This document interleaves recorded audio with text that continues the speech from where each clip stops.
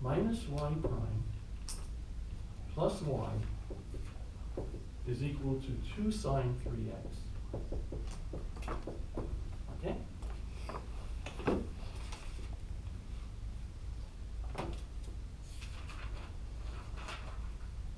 So I've got y double prime minus y prime plus y equals 2 sine 3x. Okay. So, homogeneous solution. Solution to the homogeneous equation. Okay. Now it's y double prime minus y prime plus y equals 0. Right? We know how to do that. Characteristic equation is r squared minus r plus 1 is equal to 0. Again, it doesn't factor. We have to use the quadratic formula. R equals 1 plus or minus the square root minus 4 all over 2. Checking on that. Okay. So the roots, again, complex. 1/2 plus or minus I radical 3 over 2. And that's to be expected. Remember, we always know that because it has real coefficients, if you get complex roots, they're complex conjugate pairs. Okay. Obviously, if it's those two things are not equal, right? So it's not an equal root. Okay. And now you have to remember what happens when you have a root of the characteristic equation in the form alpha plus I beta. Remember, you get e the alpha x, and then sine and cosine of the beta x. Okay. So the complementary solution, y sub c of x. Okay. You can get e to the x over 2, okay, some arbitrary constant cosine radical 3 over 2x plus another arbitrary constant called c sub 2, sine of the same thing, radical 3 over 2x. Just check that. Make a mistake there. Yes, C1 e dx over 2 times cosine plus C2 e dx over 2 times sine. So that's the complementary solution. The solution of the homogeneous equation. Okay. Now, just check my notation here. I do a cosine. Okay. Now I look for the particular solution.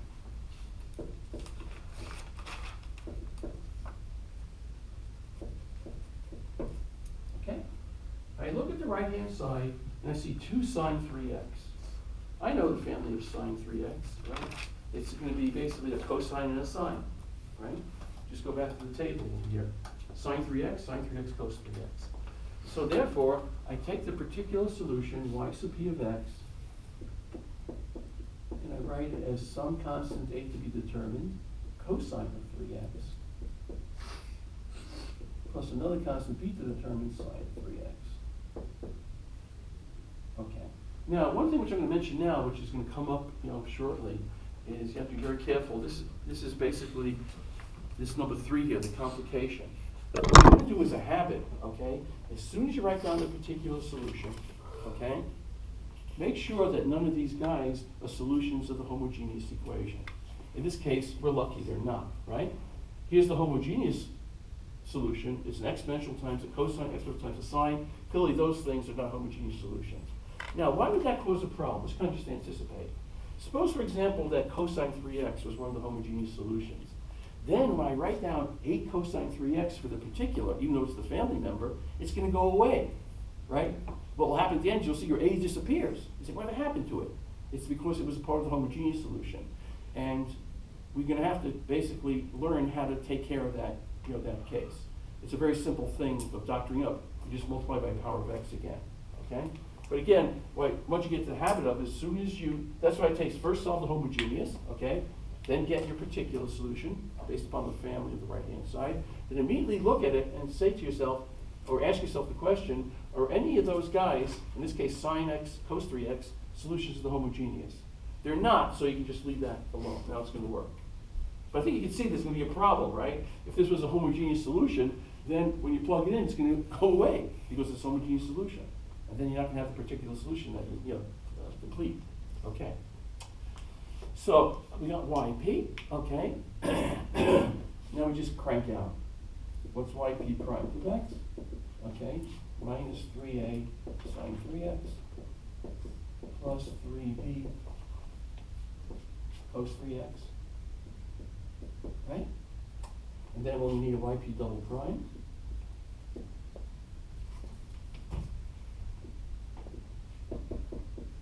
Differentiating again, I'm going to get a cosine of 3. Again, minus 9a cosine of 3x plus 9b times, minus, right? Through cosine minus sign. So you get minus 9b times the sine of 3x. Okay, now you can see how the algebra is going to be a real pain in the neck here. Right? L operand on yp. I need a yp double prime, so I get a minus 9a cos 3x minus 9b times the sine of 3x.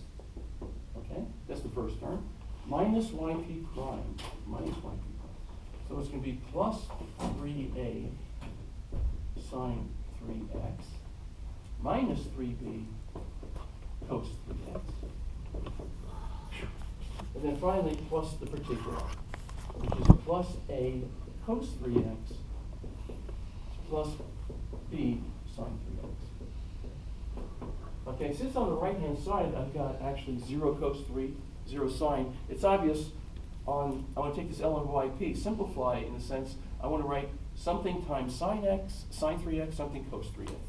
Okay, I'm not going to do the algebra at the board.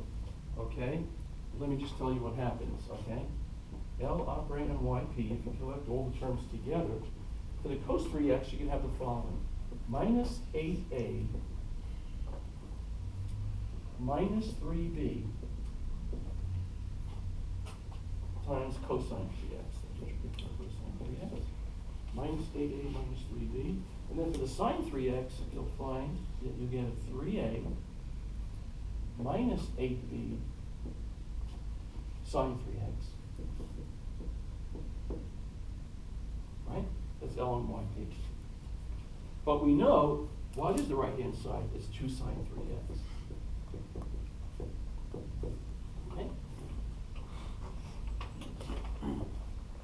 So now, unfortunately, in the last problem was easy. We get the coefficients in kind of almost in successive order, right? We got A, and then we got B, and then, okay?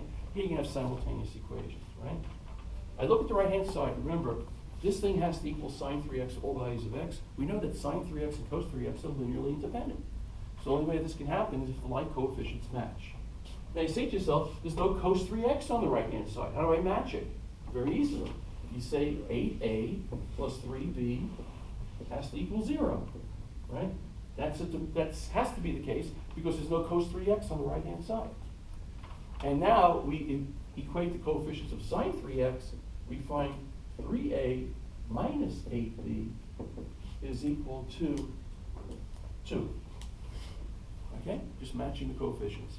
Okay, and this problem, boy, you think they choose some easier numbers. I would never do this on the exam, get nutty numbers like this. 6/73 for A, and B is minus 16/73. Jeez. Yeah. Okay. I think you should verify this yourself. Okay. That's just what the numbers come out to be.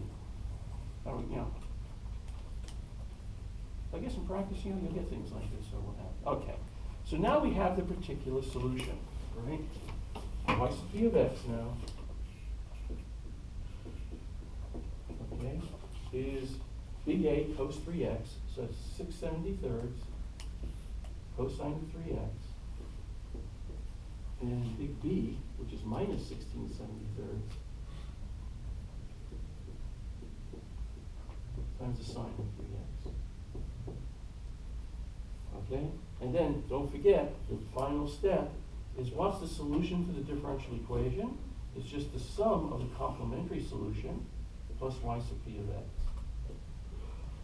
In our exam, this will be perfectly okay because you've calculated yc of x, it's right over here, and there's y sub p of x.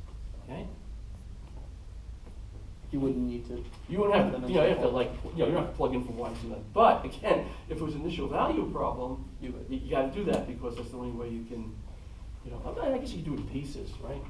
You could say, suppose you have y of 0, you could yc of 0 plus yp of 0. I guess you could keep it like that separately. Yeah. please go over how you got this part, this YC of X? Sure. Okay, what happens, remember, the first step in solving an inhomogeneous equation is you solve the associated homogeneous equation, right? Yeah. So we put the right-hand side equal to 0. Yeah, Now we got I understand yeah. everything up until YC of X. I understand how you got your roots, but then Yeah. down here. Down here, how I got the x, e to x over 2?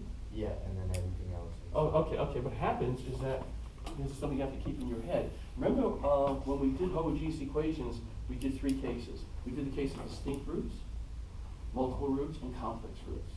And if you had a complex roots, basically, alpha plus or minus I beta, what we showed is that the solutions are going to be e to the alpha x sine beta x and e to the alpha x cos beta x. If you look back in your notes, you'll see that, okay? We have a complex root.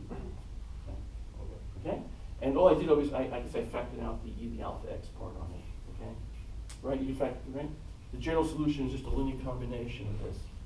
C1 times that plus C2 times that, corresponding to that root. Okay? Thank you. Okay. No problem. Okay. Okay, let's go on to example number 3 then. Okay. Like I said, we can do many problems. Okay.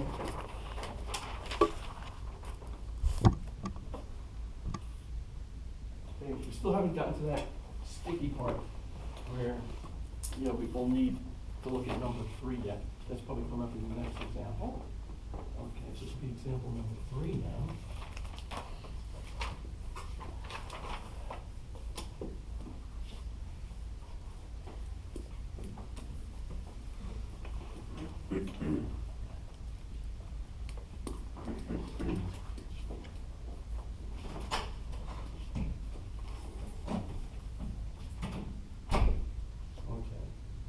Okay, second order equation again, y double prime minus 2 dy dx minus 3y,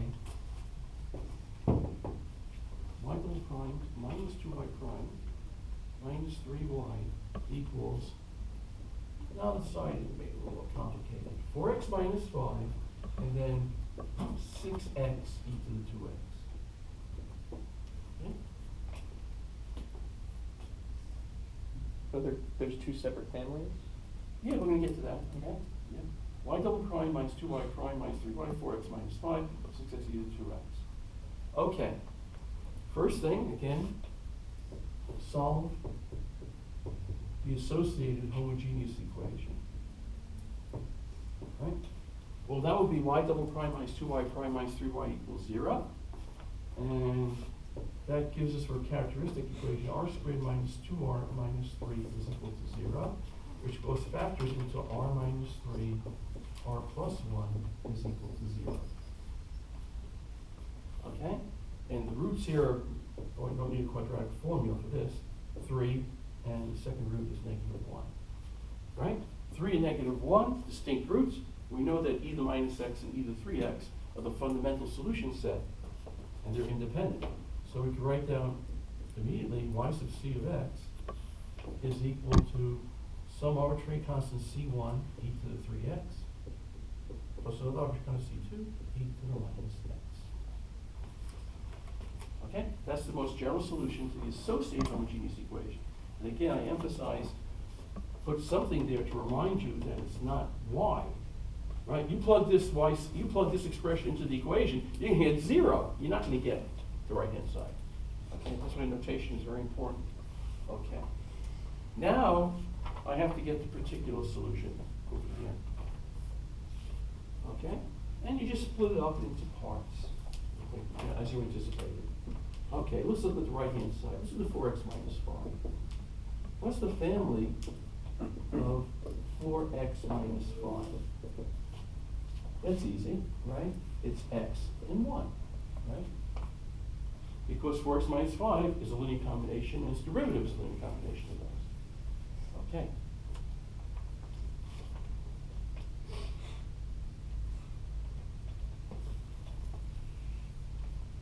And now I need the family of x e to the 2x.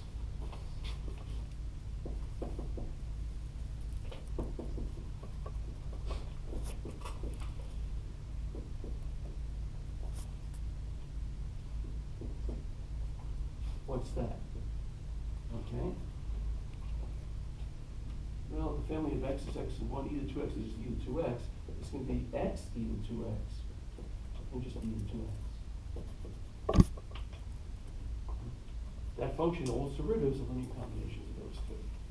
Okay? And if you want to say, how did I get that? Okay, I did the family of x, which is just x and 1. And then I did the family of e to 2x, which is e to 2x. And I do that product like I did before. E to 2x times 1, that gave me that guy. And e to 2x times x, which gave me the second guy. Okay?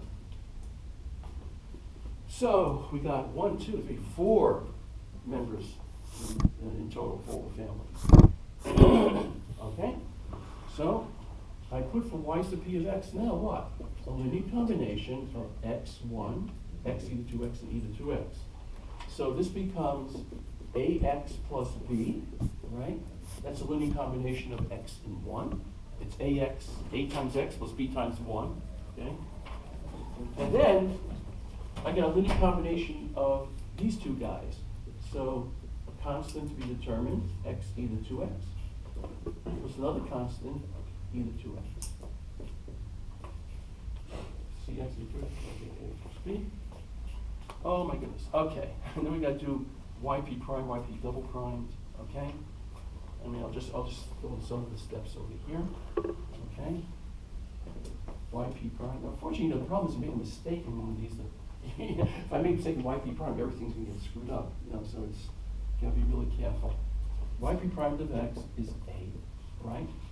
The b differentiates to 0. What happens to over here? I get c e to the 2x, right? Plus 2cx e to 2x, right? Using the product rule, right? Plus 2d e to the 2x. Of course, what I suggest, and I see this on example all the time, people just leave like that, and they get things like over pages, okay? You want to simplify as much as you can, because things are just going to grow when you differentiate, unfortunately. So let's see if we can simplify this a bit. A, okay, I guess I'll pull on e to 2x, that's the best I can do, right? E to 2x, c plus 2d,